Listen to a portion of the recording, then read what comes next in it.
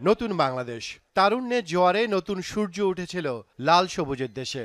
আর ৩ September রাওয়ালপিন্ডিতে সে পতাকায় উড়ল ইতিহাস লিখে। পাকিস্তানের মাটিতে পাকিস্তানকে হোয়াইট ওয়াশ, যা হয়নি কখনো সেই নতুন কীর্তি মিরাজ, লিটন, নাহিদ রানাদের হাত ধরে। ১৮৫ রানের লক্ষ্যটা টাইগাররা পঞ্চম দিনে স্পর্শ করল মধ্যাহ্ন বিরতির পরেই। দেশের বাইরে তৃতীয় সিরিজ আর দ্বিতীয়বারের মতো হোয়াইট ওয়াশের স্বাদ পেল বাংলাদেশ। রশিদ লতিফ বলেছিলেন বৃষ্টি নাকি সিরিজটা বাঁচাতে পারে শান্তদের, অথচ পঞ্চম দিনে আকাশের কালো মেঘ উল্টো বন্ধু হতে এসেছিল পাকিস্তানের। সে মেঘ সরিয়ে সাদমানা জাকির শুরুর সময়টা সামলেছেন বেশ, তবে জাকির ৪০ রানে ফিরলে প্রথম উইকেটের পতন। আরেক ওপেনার সাদমানও একই পথে, তবে শঙ্কার মেঘকে বৃষ্টি হতে দেননি নাজমুল শান্ত এবং মুমিনুল হকের ৫০ জুটি।